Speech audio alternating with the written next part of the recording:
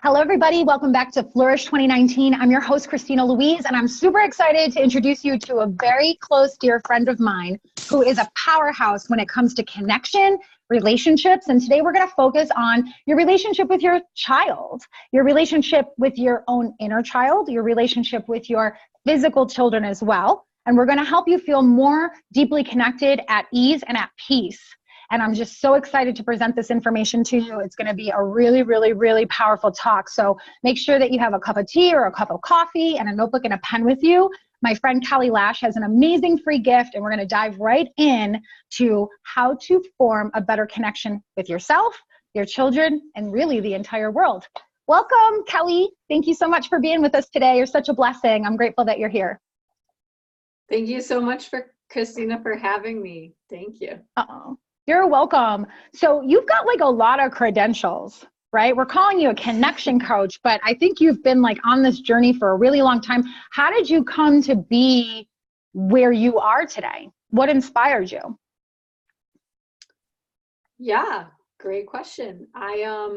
Well, what first inspired me to work with people was I grew up always working with kids for a very long time since I was young.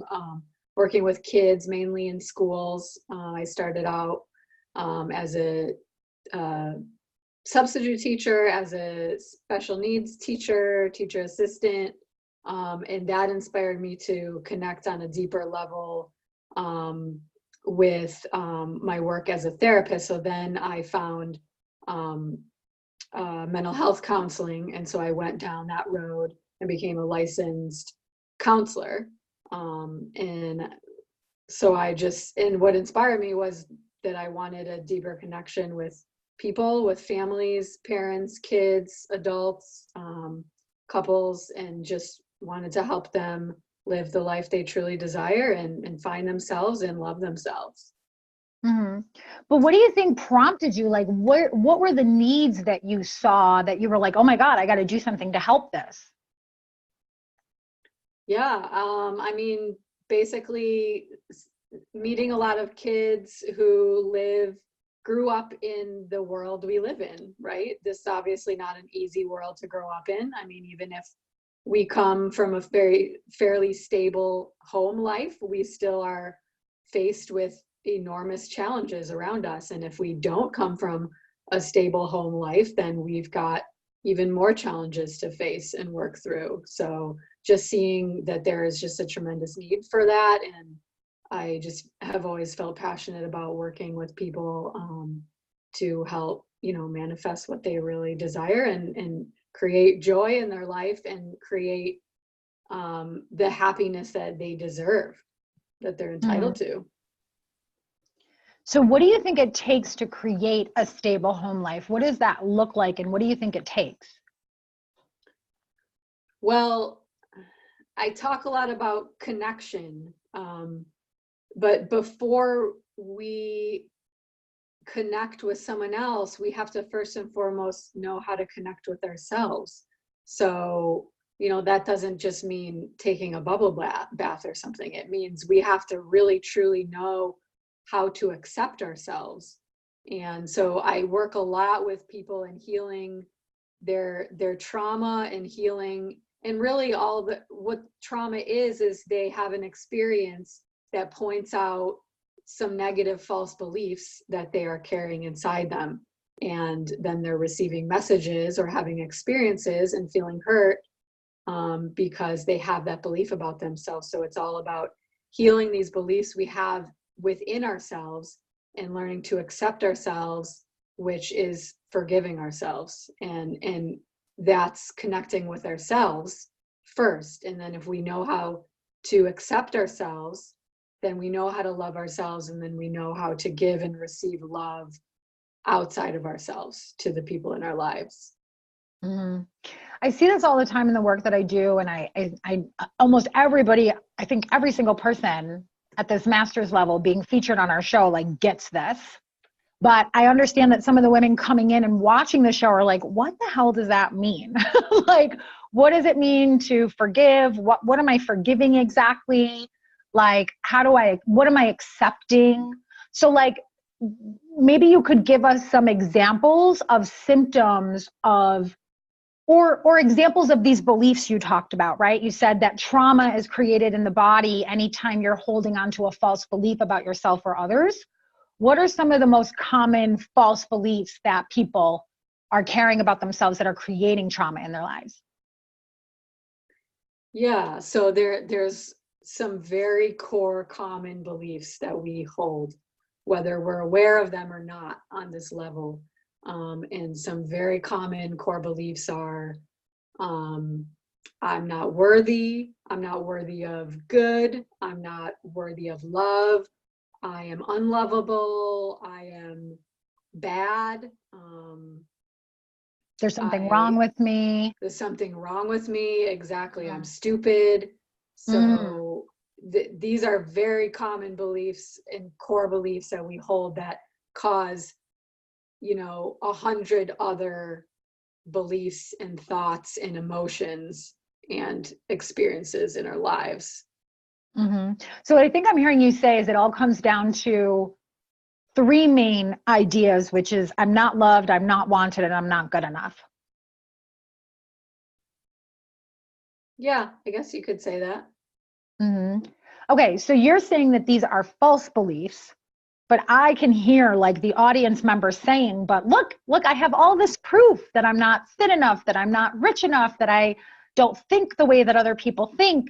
A lot of the women and some men, some brave men are a part of our audience too. So I'll just say people in the audience have like rosters and rosters. First of all, a lot of us have been black sheeped, right? Like we feel like we're really different, or our sisters or our brothers are happy. Our sisters and our brothers had an easy time in school or in relationships or dealing with their body and stuff like that, but I don't.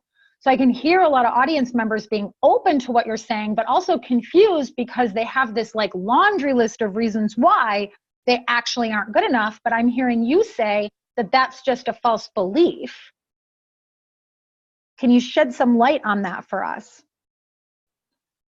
Yeah, I mean, it's very simple when we think about any belief that makes us feel bad is a lie that we have learned to tell ourselves.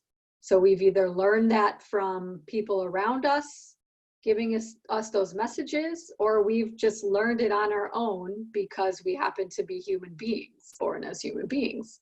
And any belief that we have that makes us feel good is the truth.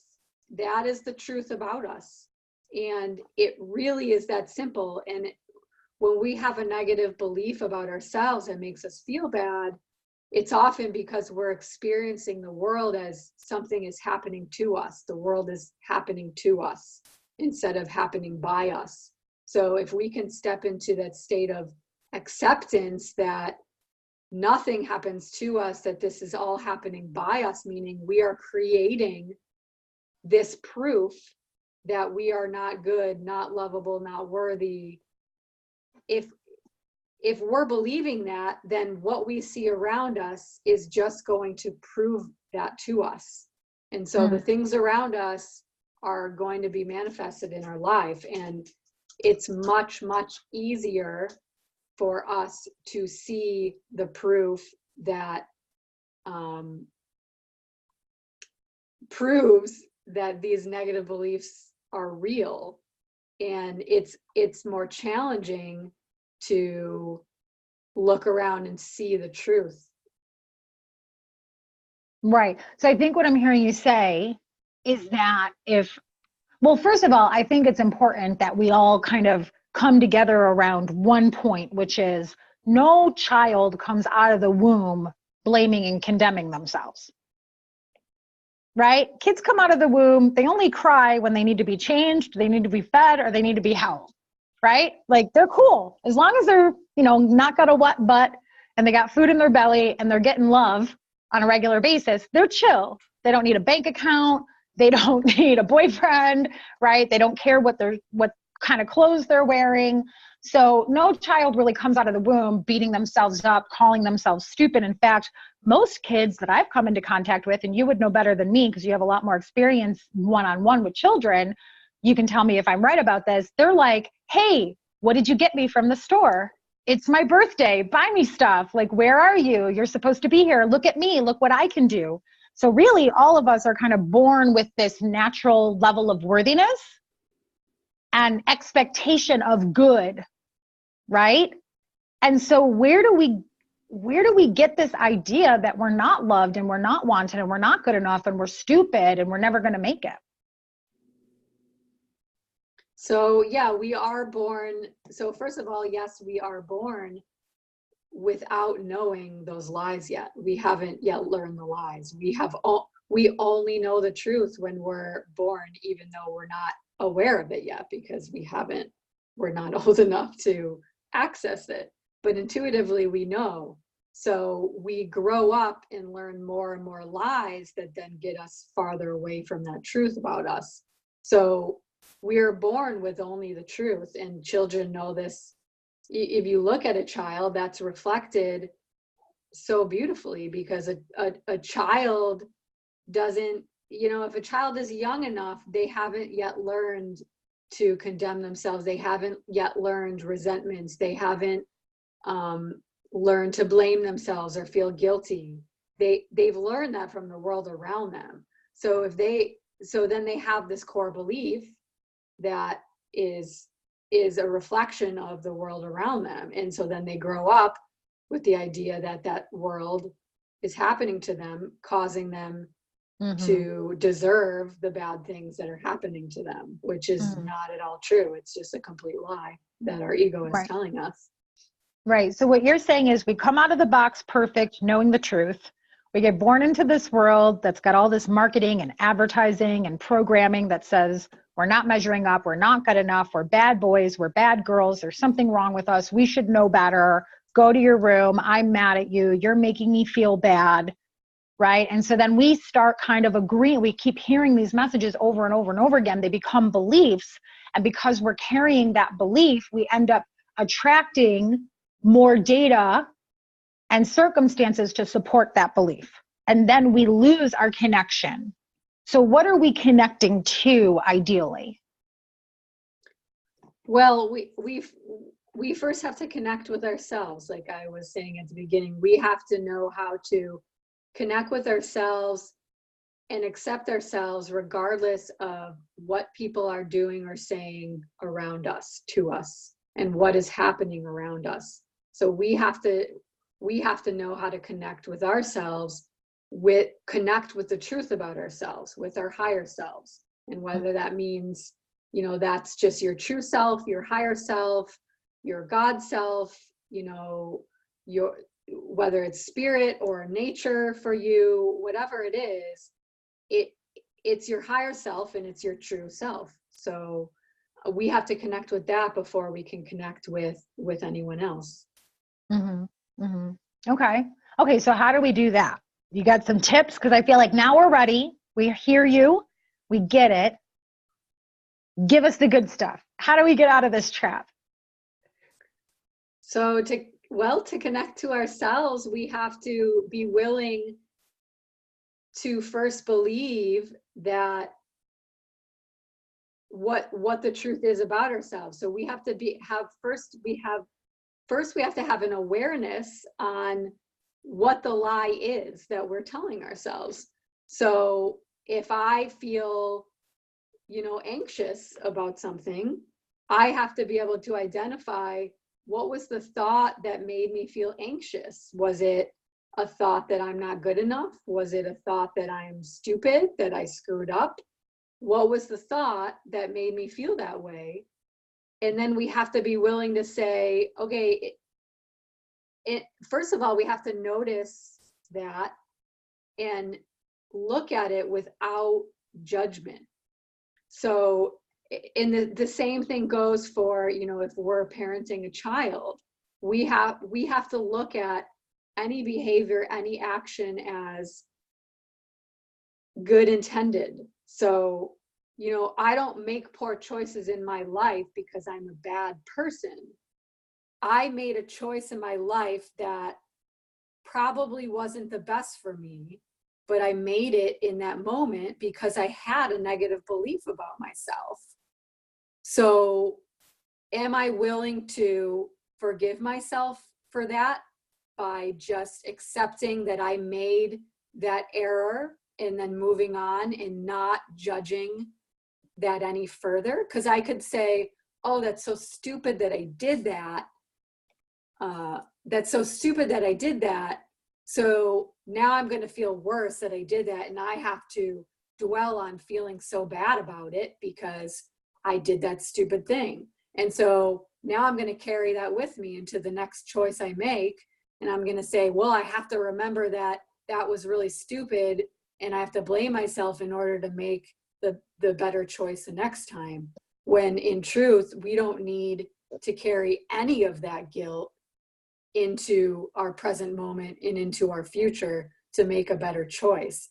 If we are accepting ourselves for any choice, any action we take, anything we do, then we can make the healthiest, most loving choice for ourselves in the future. And the same thing goes for any choice we make as parents, you know, as a family member, as a partner, as a friend.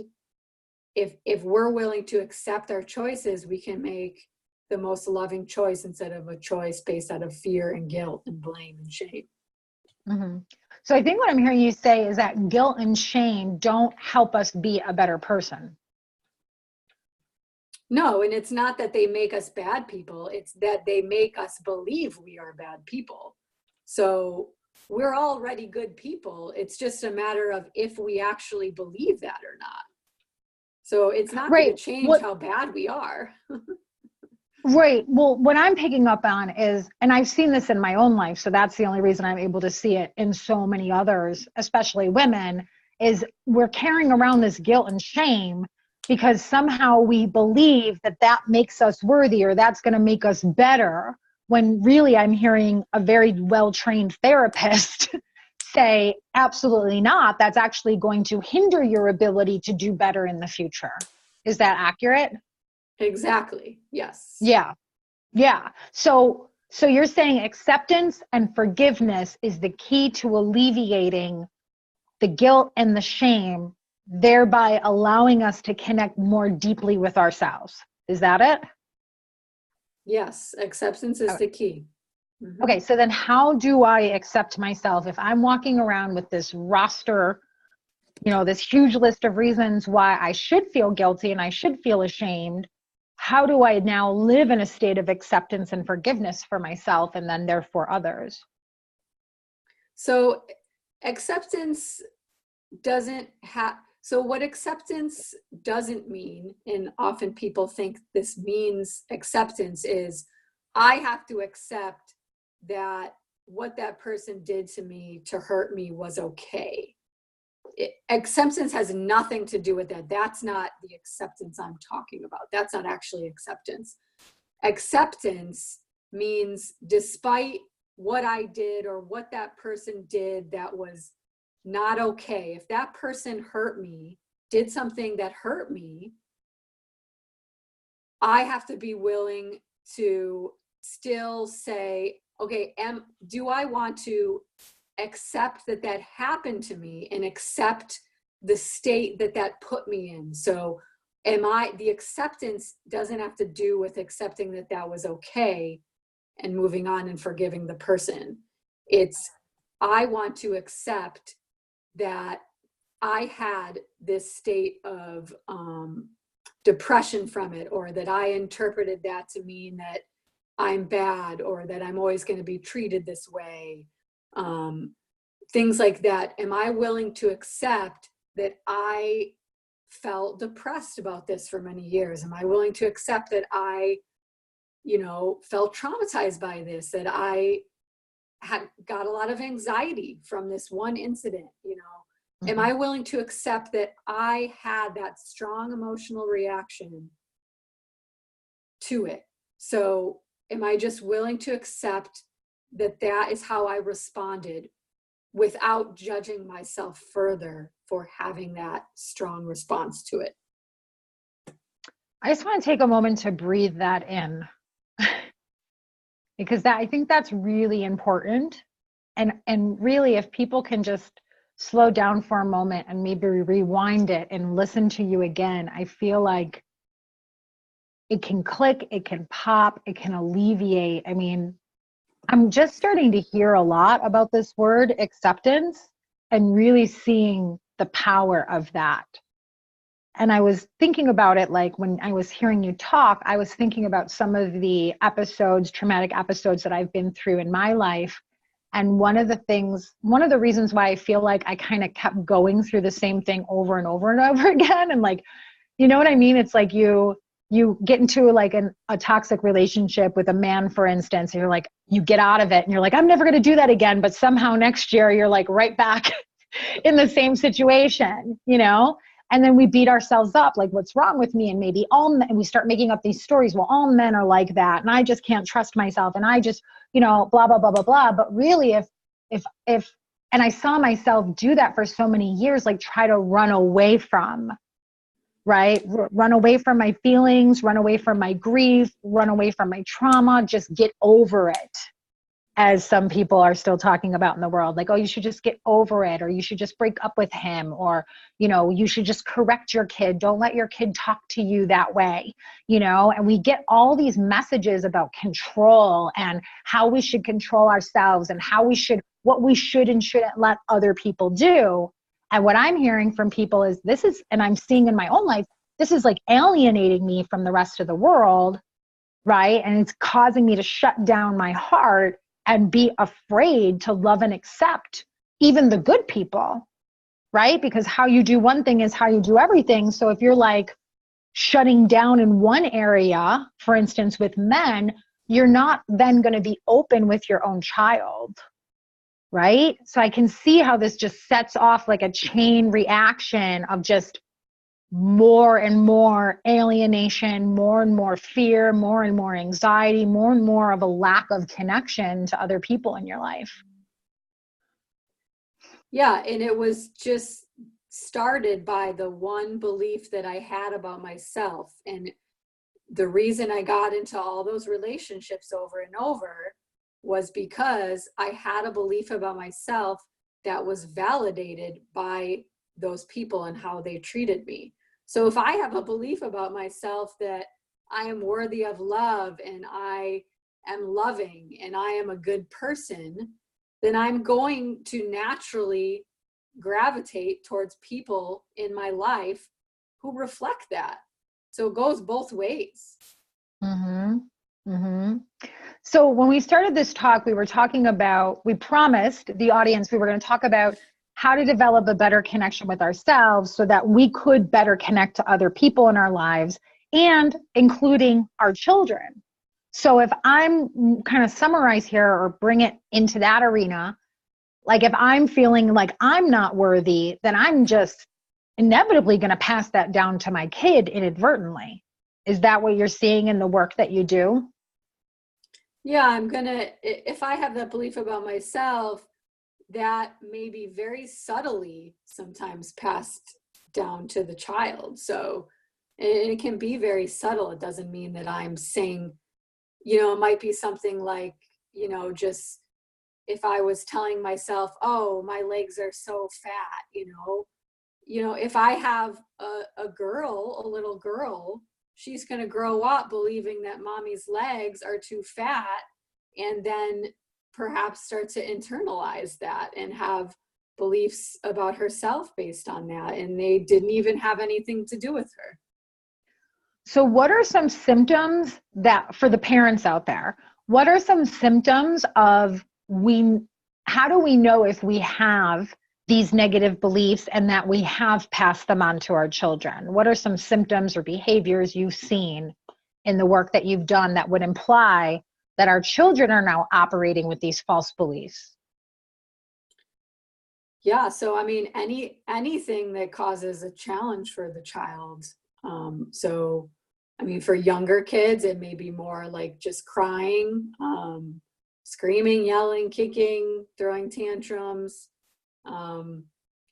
For teens, older kids, it often comes out as isolation or, withdrawing from the family or withdrawing from friends, you know, not wanting to connect anymore, spending a lot of time on the screen or in the bedroom, you know, away from people, things like that. Or it might be like eating, you know, disordered eating in a teenage girl. It may be, you know, cutting. It may be, you know, skipping school, being super distracted in school, having grades drop, things like that. So we talked about this before, and I want to talk about it again on camera because it's something that I don't often get upset, but it's something that still is upsetting to me when I hear parents say, well, they're just at that age. You know, oh, they're 2 years old. They're supposed to be a terrible 2, or they're a teenager. Of course, they don't want to hang out with you. They're a teenager. What I'm hearing you say as a trained therapist and a professional working with children and families for almost 30 years is that's complete BS. Yeah, I mean, That's there not are how you would typical, say it, but that's how I say it. Is that true? well, it's complete BS in that the true part of that is that there are typical behaviors for any developmental stage and age. So Okay. yes, a 2-year-old is going to throw their food and color on the wall, you know, like a teenager is not going to want to give their life story and personal story and dating history to their parent. Like there's a lot of typical behaviors, but those behaviors in and of itself are not necessarily negative. They're just being a kid, being a teenager, being human. So, you know, the rest of it is BS if we're interpreting that as, oh, boys will just be boys. You know, Yeah. no, that doesn't get them off from the responsibility of that they have to learn how to be respectful to other boys and to girls and to adults like that. That's not an excuse, obviously. Yeah. So in addition to being credentialed as a therapist and a coach, you also have specialized in hypnotherapy. Is that right? Is hypnotherapy different than hypnosis? Hypnotherapy is a more like it's specifically using it for therapeutic purposes. So so how do you identify? That's really the point that I'm trying to make here. Do you so identify as a hypnotist or a hypnotherapist or something else? Do I have it all wrong? so I am certified as a pediatric hypnotist, which means I have a credential and training to use hypnosis with children in a therapeutic way. I also have a lot of training in doing hypnosis on adults, on myself, and teaching self-hypnosis. So, and I do that in a very individualized, unique way. So it's adapted, it's catered towards the individual. So if the child or the adult has a specific issue, if they're trying to quit smoking, or if the child is acting out, if they're hitting their brother, or, you know, if someone is overeating, or, I mean, you name it, feeling unloved could be what the script is catered towards. So I will create an individual script for you as my client to work on that specific issue and use the power of your own mind to heal yourself. So I'm not prescribing anything that you don't agree with or that is forcing you to do anything. It's all coming from the power of your own mind, which is what we've been talking about. And I know your free gift today is a short and sweet, but super powerful and transformative meditation. Is there hypnosis laced into that meditation or no? Yeah. So the free gift is a little audio of a visualization. And when I do hypnosis, I use a few different components. One is like muscle relaxation. The other is a guided visualization. And the other is the more specific suggestive piece that's working individually with the stressor you have or the belief you have. So the free gift is kind of more focused on the visualization aspect of that. Mm-hmm. It's kind And of what are piece we of it. visualizing? What am I going to get out of this? So you're visualizing, it's going to help you feel safe and happy and peaceful and loved. And so you're visualizing a space that you can go into in your own mind when you're feeling out of control, when you're feeling unloved or guilty or angry or anxious or sad. And you can go into that space just within your own mind by doing a little bit of breathing and visualization. And it's pretty simple. So right. Yeah. and Well, you can also, the other thing you can do is you can use this, it's for adults and it's for kids, any age can use it. So you can play this audio for your child. You can learn it really quickly once you listen to it, and you can say it to your child yourself, so there's a lot you can do with it. And so, what I do in my work is I expand on that basically.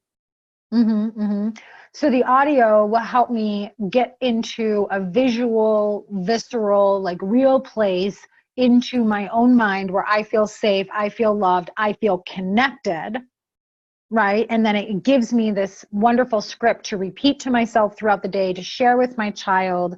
It's something we could do together. It'll help us connect first to ourselves and then to each other, and therefore creating peace and harmony in the relationship and really in the home. Yes, absolutely. Because if you're in the flow of self-acceptance and self-love and you're in a state of peace, then you are going to be able to give and receive that love to your child, to your family members, to anyone around you. So if you're blocked in that flow, then there's a block that's preventing the connection with the people around you. Yay. I'm so excited. Make sure you click the link below this video. Take advantage of Kelly's free gift. Get some love and some connection in replacement for that guilt and sadness and shame and anxiety and disconnection. And then let us know how it works for you. Kelly, we're about out of time today. Is there anything else that you want to say before we go? Just that, if you want to know more about connecting with your child or how to work with these difficult behaviors they're having, contact me, get a hold of me. Kids who are acting out, kids who are isolating, kids who are having a hard time. When a kid acts out with their parent, they're acting out with you because they feel safe with you. They're not acting out with you because they hate you.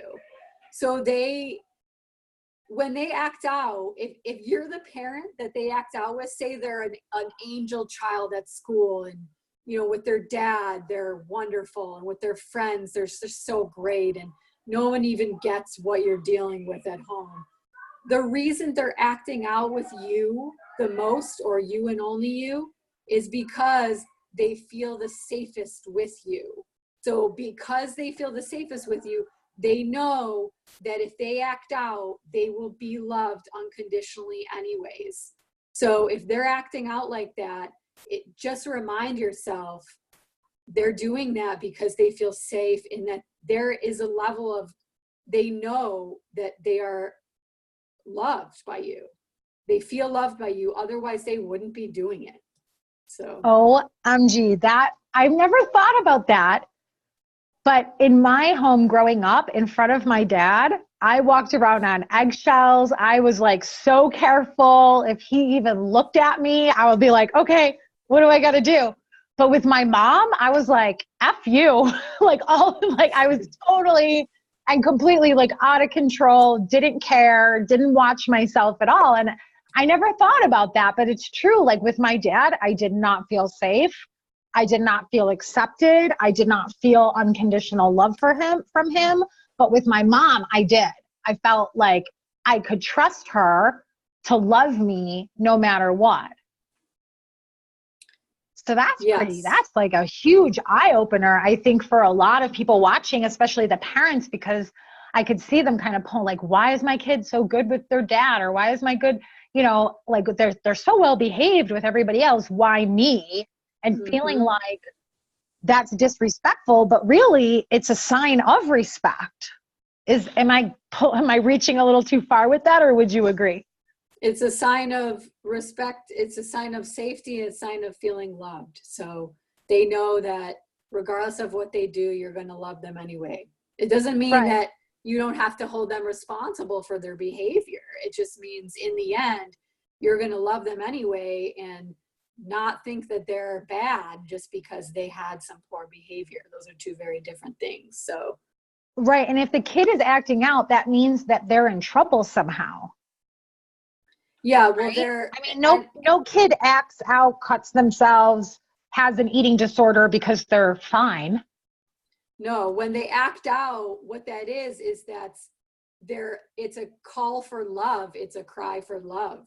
And it's a call for connection with Yeah. someone and often with the parent. So if they're struggling, they're having a hard time and they're asking for help in some really weird way that doesn't seem like they're asking for help, or even if they're pushing away help, it is a call for love. And so it's a call for connection, and you need to show them that love and that support and that unconditional acceptance that you've been working so hard on with yourself. You have to do the same thing with them. Yeah. Because you can't help your kid unless you're like receiving the help that you need from the wounds that you went through. Right. So I mean, see all these moms, especially, this is just what I'm seeing. I'm not saying that there aren't dads. I just work with women, so I see women a lot. But, oh shit, now I forgot what I was saying because I was so busy defending my point of view. Okay, You have let's take a to deep help breath. yourself before you have Yeah, to put on that oxygen mask first yourself before the kid. That's a cliche, but it's true. it's so true. It's so true. Well, thank you so much for sharing your expertise, your wisdom, your knowledge, your love with us here today. God bless you. God bless your business. Thank you for doing the work that you do. And thank you all for participating, for sticking with us, for enjoying this talk, for giving us your feedback in the Facebook group, for spending your time and your energy investing in yourself, building that connection with yourself, loving and accepting yourself. It's not only good for you, not only good for your family, but really good for the world. So thank you, thank you, thank you for allowing us to be a part of that journey. Make sure you click the link below this video, grab that free meditation, powerful audio for yourself, for your family, and I'll see you all tomorrow with another amazing, amazing, valuable, valuable talk. Bye. Thank you, Christina. Thank you, everyone. Bye, Cal.